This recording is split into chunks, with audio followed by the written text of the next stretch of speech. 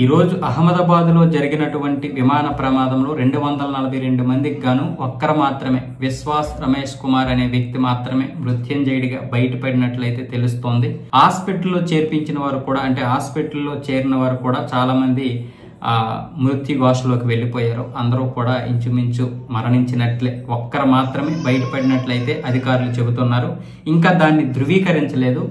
బహుశా రేపు ఉదయానికైతే ధృవీకరిస్తారు. టాటా సంస్థ అయితే ఒక్కొక్కరికి మృతుడికి ₹1,00,00,000 అయితే ప్రకటించడం జరిగింది. నిజంగా భారతదేశంలో ఈ విమాన ప్రమాదంలో ఇది చరిత్రలో మిగిలిపోయే విమాన ప్రమాదం అని చెప్పొచ్చు. 241 మంది చనిపోవడం ఇది ఇంతవరకు జరిగినటువంటి ఘోర ప్రమాదాల్లో ఒకటి. అంటే బయట చాలా జరిగాయి, ఇంతకు ముందు కూడా జరిగాయి. కరోనా సమయంలో కూడా కేరళ రావాల్సినటువంటి ఒక విమానం ప్రమాదానికి గురవ్వడం, 2 ముక్కలు అయిపోవడం, అప్పుడు 24 మంది చనిపోయారు.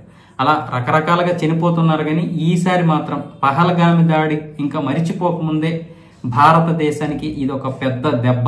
దేశ ద్రోహులు, పక్కనే ఉన్నటువంటి శత్రు దేశాలు ఇప్పుడు మనల్ని చూసి మరో కొంత రాక్షస ఆనందాన్ని పొందుతాయి.